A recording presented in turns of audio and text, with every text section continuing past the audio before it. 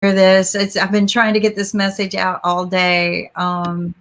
You know, that he's such a powerful voice, and I keep telling him that, but he's also such a quiet man. If you know him, he's very private, but he comes forward when he feels the passion to. But again, he'll stand back and watch until I guess. And I reached out to him. I said, "Is there a voice that we can say, or where's the voice to calm things down?"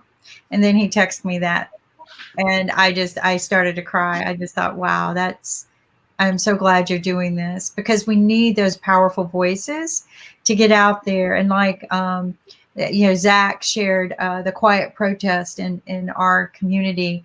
Granted, there are rioters out there, but I'll be honest with you, and I agree with Rakesh and some of the other people that were on our show yesterday. A lot of those rioters are hired guns. Majority of them are not even from the community that they come in and destroy. They are hired guns to stir the pot and to make things not right. But the protesters are right. And there's a difference between a protester and a rioter. But I started paying attention to this when someone told me about hired guns, that people who come in and do this. And if you look really hard in these situations, you're going to see a certain group of people. They come together and they got the right tools in hands. They come with bats, batons, and certain things that they know that they come in, and that's exactly what they throw one rock, and they know other people will throw rocks. And believe me, I have been in what I call a pitchfork out in the community situation where, I knew all it took was one or two words to get the farmers in a rage, right? Because they weren't being treated right for all of these years. The leaders were taking advantage of them and stealing their land from them. And I knew it would take 3 words to get them into a riot. So you got to be careful with your voice and how you use it, because you don't want to hurt. You don't want to hurt the message you're trying to get out there. You've been hurt enough. People have been hurt enough for too many years. And this is the conversation Tommy and I were having after we met at the NFL Super Bowl this year. We said we wanted to stay connected because we both had, certain concerns. And it's interesting that this became a situation that it did, when I thought all we were going to be doing was uniting as a community to save our lives as people. And somehow or another, Matthew McConaughey came out and gave a message the other day. How did this become a political bipartisan situation? God. Why did it become this? Why aren't we saving people? Matthew is sending out, millions of dollars amount laptops to kids who didn't have laptops for school. He sent out, he's getting there and funding humanity. And he goes, why? And then you got other messages, and then this happened.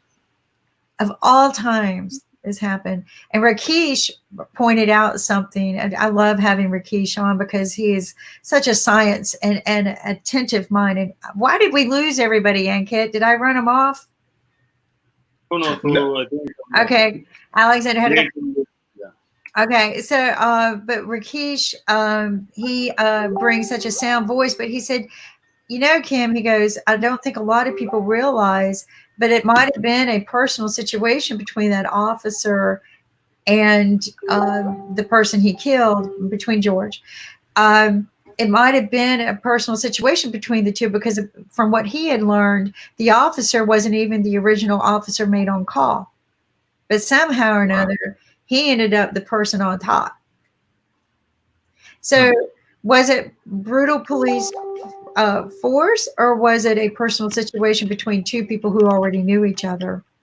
And how did he end up in that situation? The other problem I have is when you have this kind of situation, which, people go, Kim, you weren't there, so you don't know. But I'm like, why didn't somebody move him off? Why didn't one of the other officers get in there and move him? And why didn't somebody else try to help? Why? I'm stuck.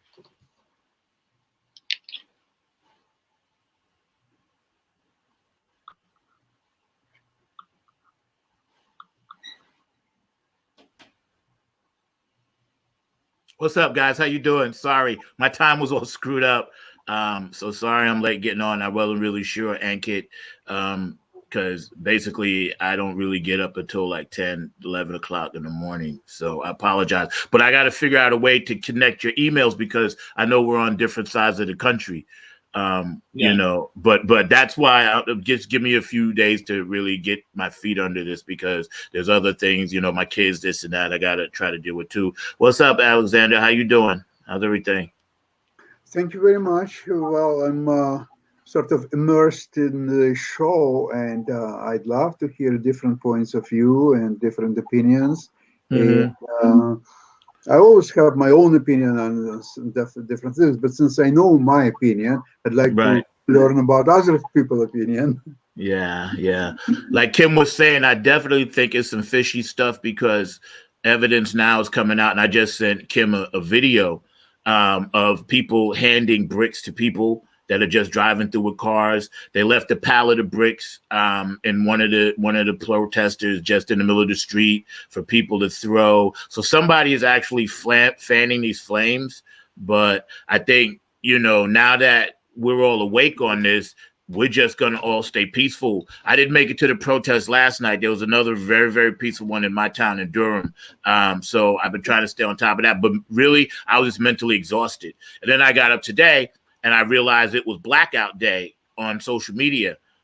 So I just posted my black picture, but see, I usually start my day around right about now. So I'm always 6 hours behind the rest of the world. Cause I don't wake up when the sun and the cock crows. I actually go to sleep then. Cause I'm up at night, recording music, you know, till like 3, 4, 5 in the morning. So a lot of times when I get my nap in, that's my time slot, but I'll readjust it. So, you know, I can be more of a part of IBMTV because it's what's up. But having seen the Durham protest, and then there were people from here that went to Raleigh and they only went to agitate, which really bothered me when I found out. I don't know if they were professional agitators. I don't know why they would do that when they were already at one protest in one town and then actually go to another town. But Durham and Raleigh now, I think, is pretty much under control. There was a curfew put in Raleigh. So you got to be off the streets by 7 o'clock or 8 o'clock. There's also a curfew in this town called Fayetteville. Interestingly enough, Fayetteville is right up the street from Fort Bragg. Fort Bragg is one of the biggest military institutions in the world as far as training and everything else. Fort Bragg is huge. It's its own city. And I'm just curious as to see if they continue to escalate.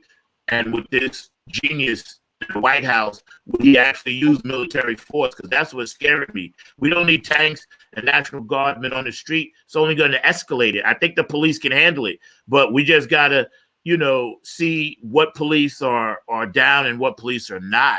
Because right now, there's another protest going on in New York about Madison Square Garden.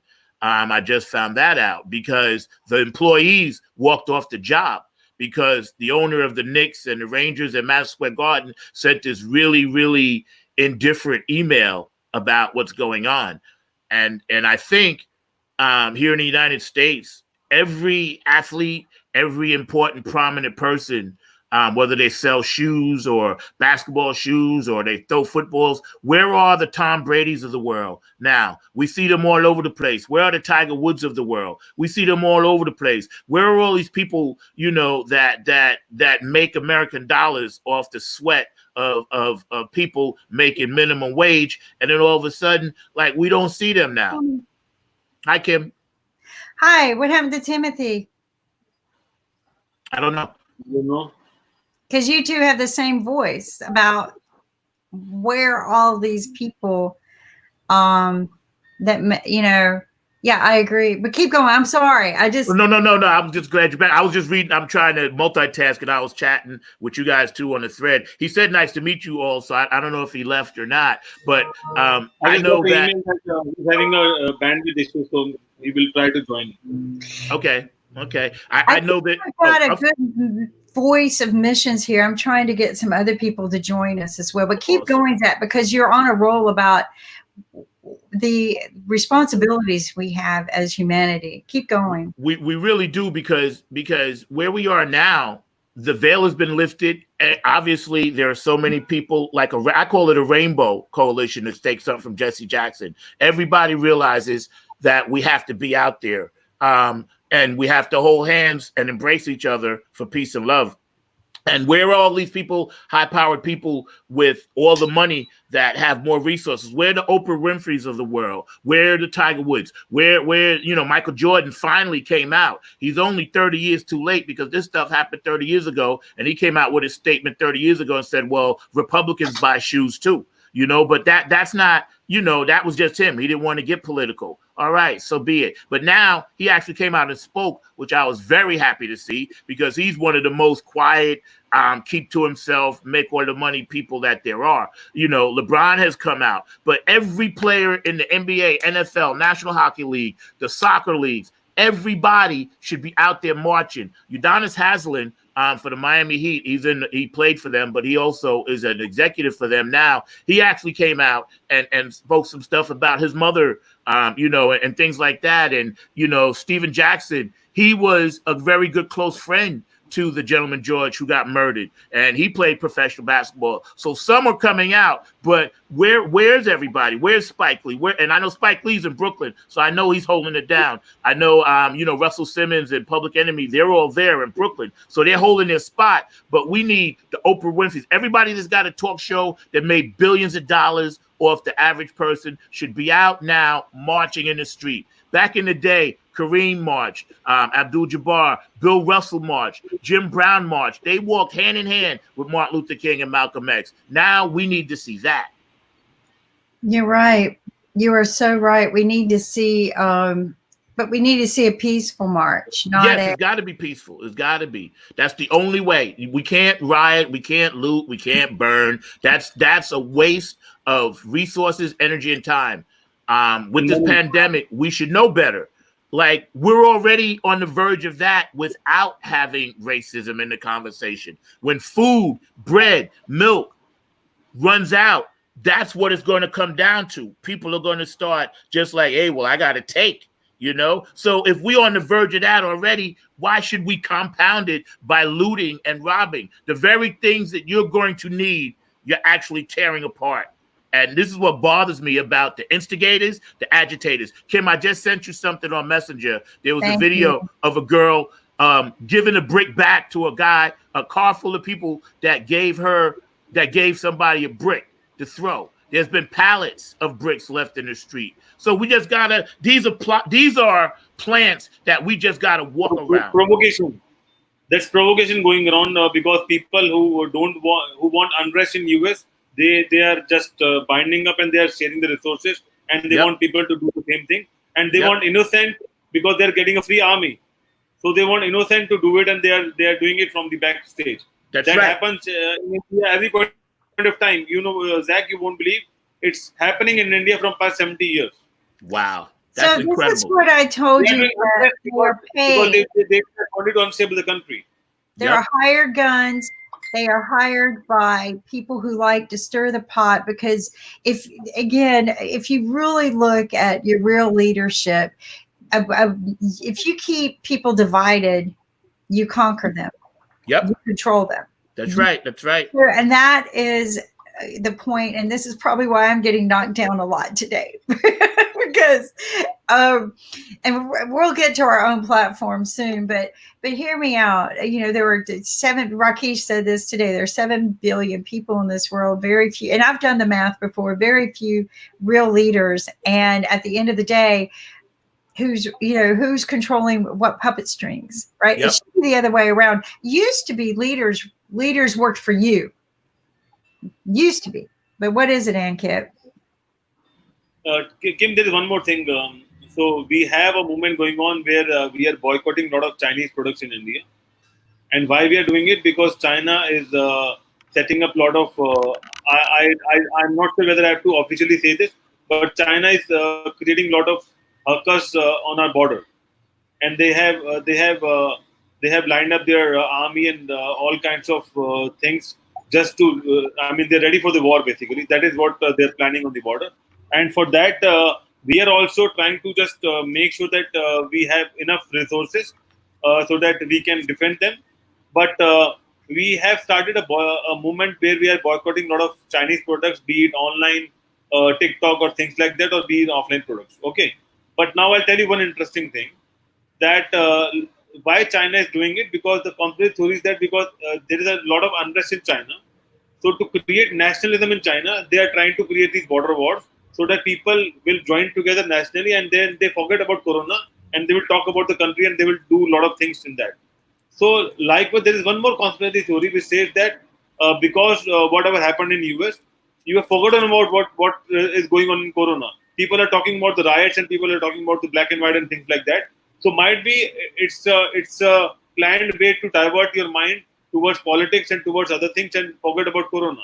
Because from past 4-5 days, no one is talking about COVID-19 in US. That's right. Everyone is talking about elections. Everyone is talking about black and white.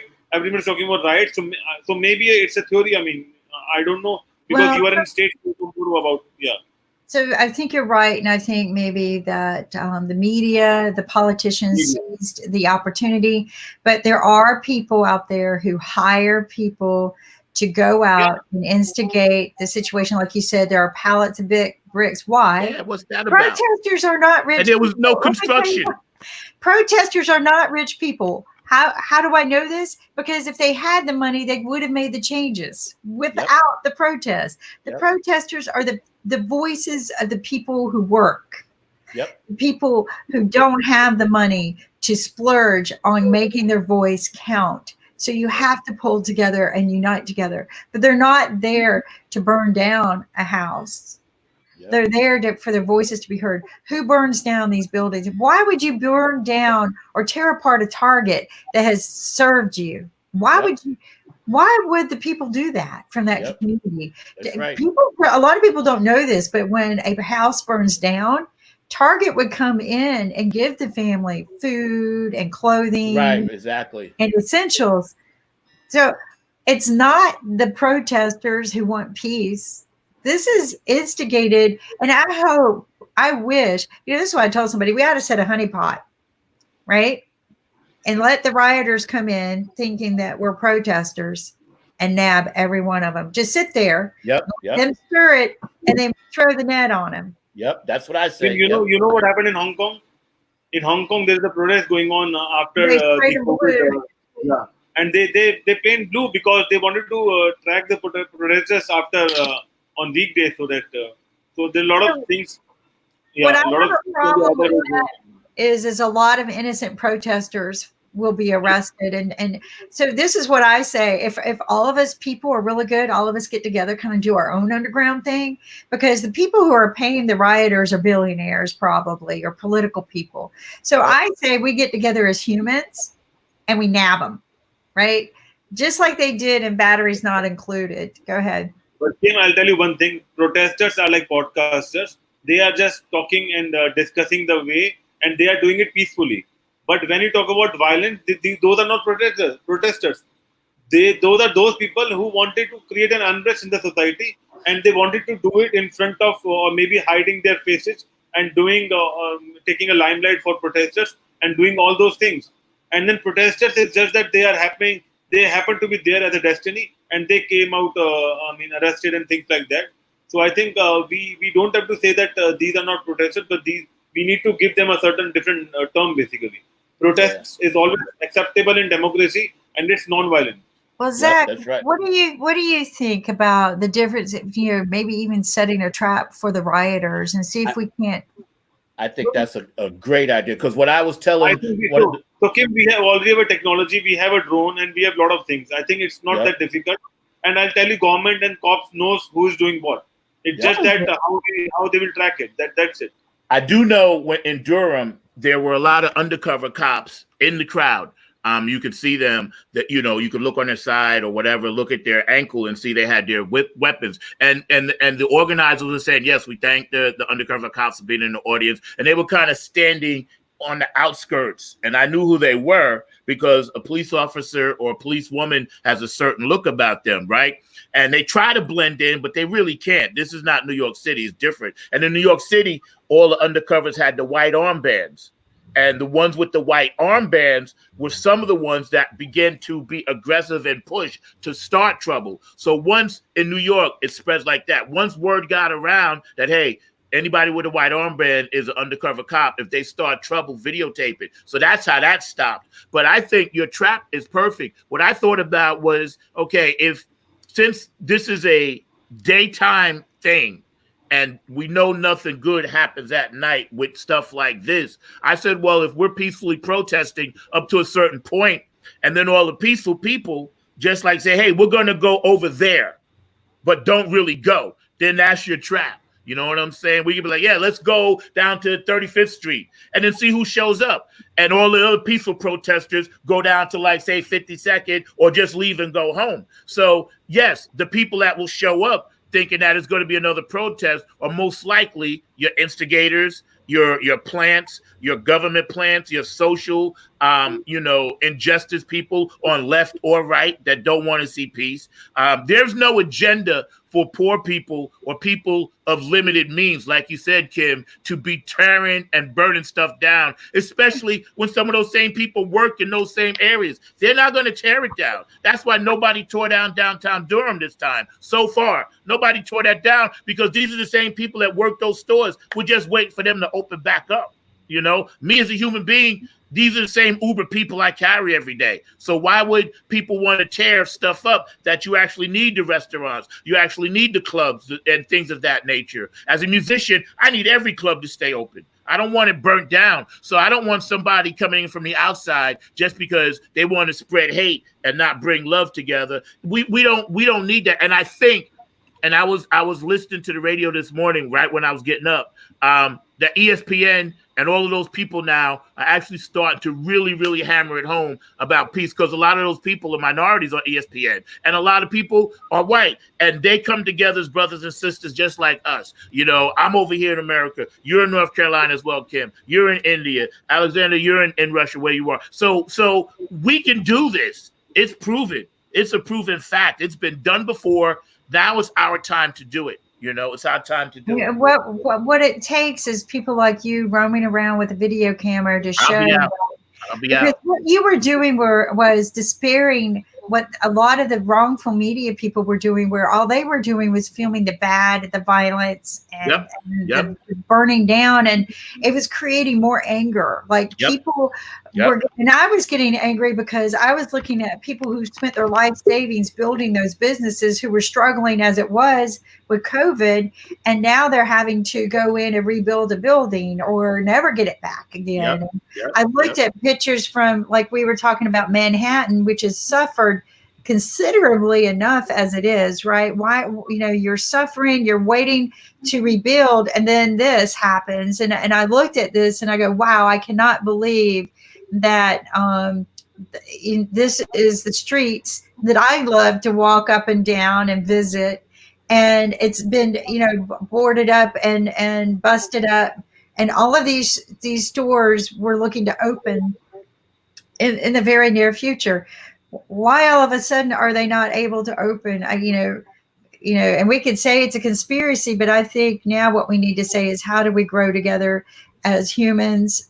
The message that you were spreading was, we need to pull together as a voice in a community, not as black or white. I mean, I love how you even told that kid, get back in your stroller, don't fall out, get back. You saw that, yeah.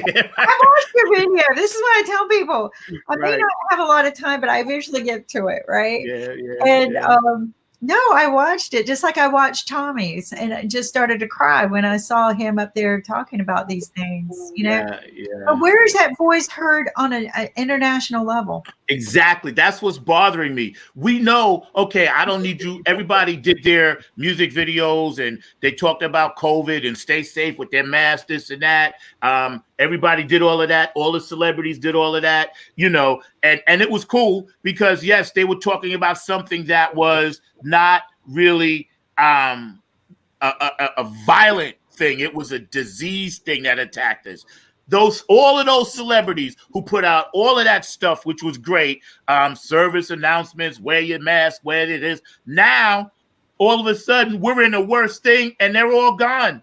They're all gone. I don't see hardly any. It's a small percentage of actual people compared to what could be that we need, because I saw Lady Gaga and Madonna and all of them, and they were doing music and all this and that. And I'm like, great. Okay, there are people writing songs about the riot. Great. Everybody's not a speaker. Everybody doesn't want to be heard or seen. But you can put money, if you have it, behind protests to make it peaceful. You can actually say, okay, I'm going to make sure I help this business come back. Somebody else could say, I'm going to make sure I help this business. Yesterday, interesting story. I was driving Uber and I picked up a young man. He was 27 years old, white guy. And we started talking obviously about this, right? And I said, where you going? And he said, I'm going to Raleigh. And I said, bet. I said, I want to see what Raleigh looks like anyway, right? It worked out perfect. God is always working like that. So we get in the car, we're driving, and we're talking about just like us. We're having a roundtable discussion. So I said, well, where at exactly do you want to go? And he said, I don't know. I just got to go there to help somebody. I said, yo, bro. I said, God is smiling on you. So we're driving. I get to Raleigh, and he saw some guys nailing some stuff up over a window. He said, stop here. I want to go help those people. Got out. Didn't know them, perfect stranger. So I gave him the last little bit of hand sanitizer I had, right? And I gave him one of my extra masks that was clean, a new one. And I said, yo, bro, be careful. I said, because you're doing the work of the creator, the universe. But it touched me in such a way. And that was actually right after that, I did that little thing. But I'm going to do a better one today. So don't use that. I'm going to give you a professional one, right? I'm going there with Mark after the show. I like real life stuff too. So it'll be real, but I always like to have my words right. And it was like a test run for me anyway, because I was partially working. But anyway, the gentleman, I dropped him, and when I left, I had a little tear coming down, and I know it was just a good feeling about it, because he actually called somebody else while he was in the car and said, listen, meet me over here on Fayetteville Street. That's where the Capitol is. Because he was gathering people to go help people he didn't even know repair. And if we have to repair, we can't even get the message. So we got to stop tearing down, and then we have to skip that repair stage. We don't need to put our energy into repairing stuff. We got to repair the problem. We can't repair brick buildings.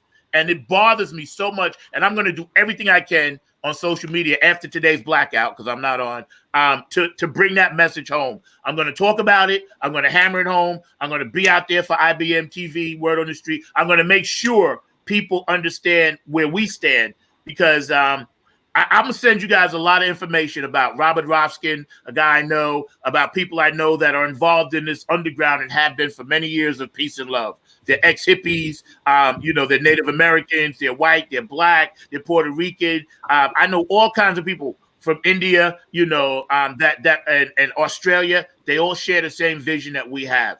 We're one world, and if we have to fix this. My daughters need this fixed.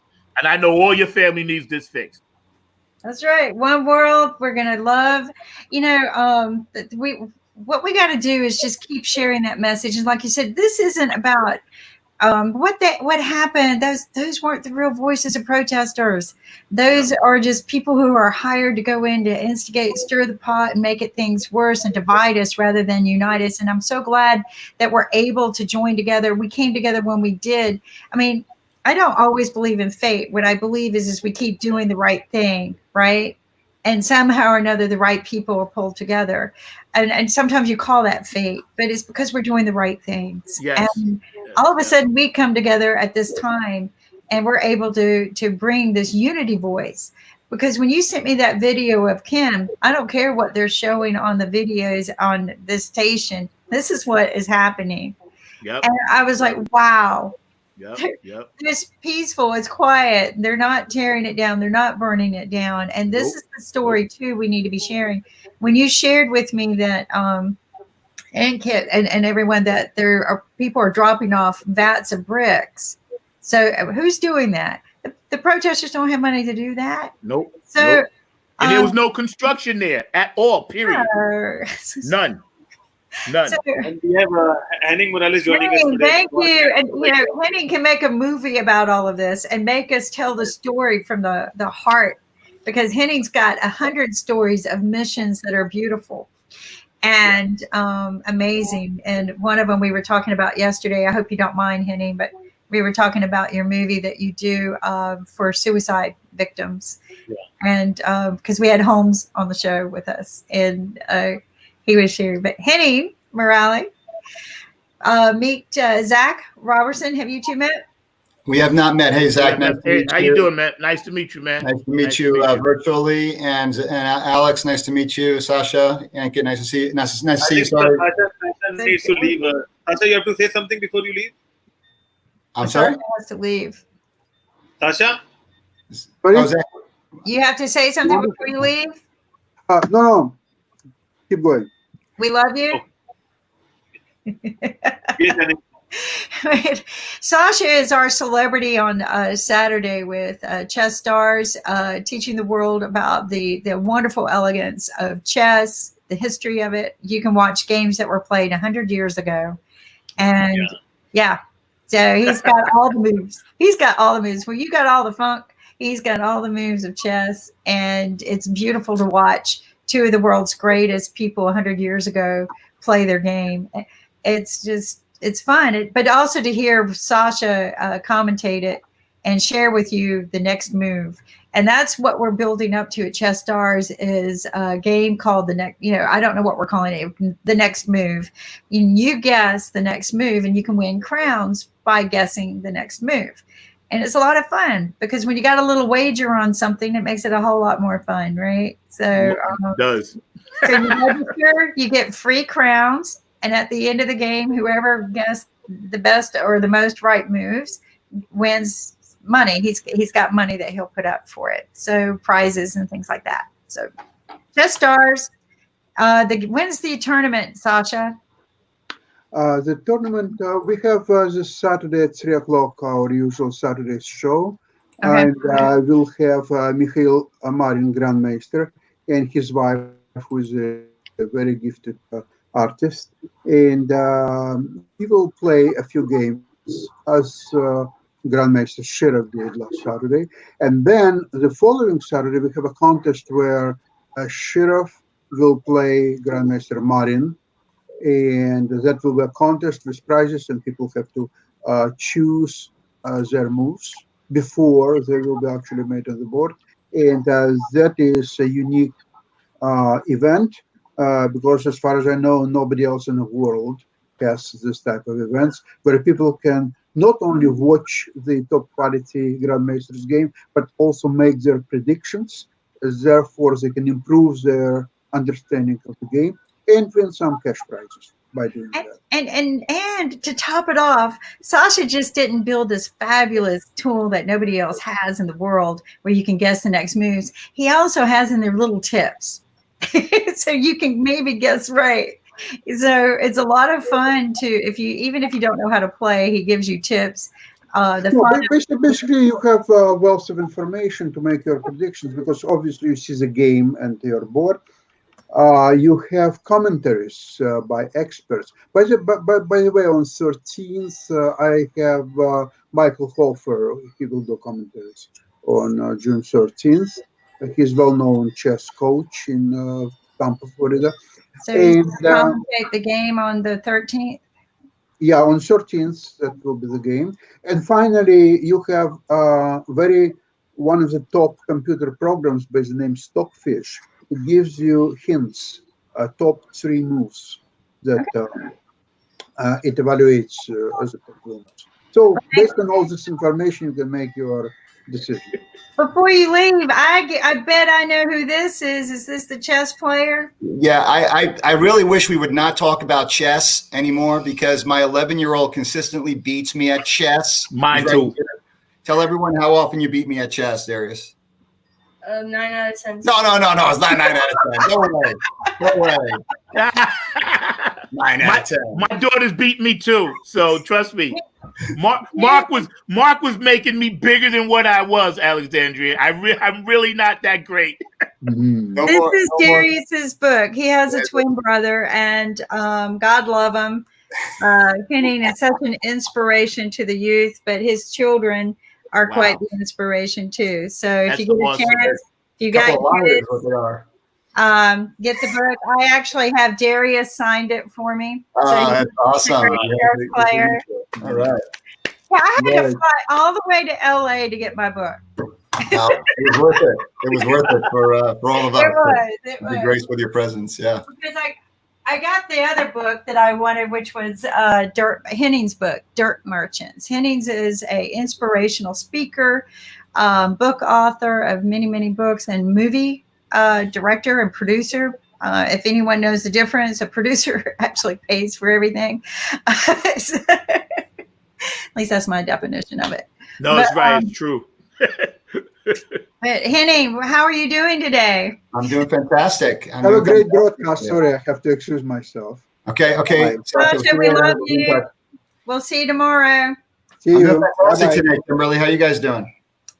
Just fabulous. I love it when things just start falling together instead of falling apart, right? And that's what we've been talking about today, that just when we thought things were going to get better, we've hit with another crisis that hopefully we can get under control. But people like Zack, and then I shared everyone, Tommy Harris, who is a former NFL player, probably one of the best defensive players of all times. Yeah.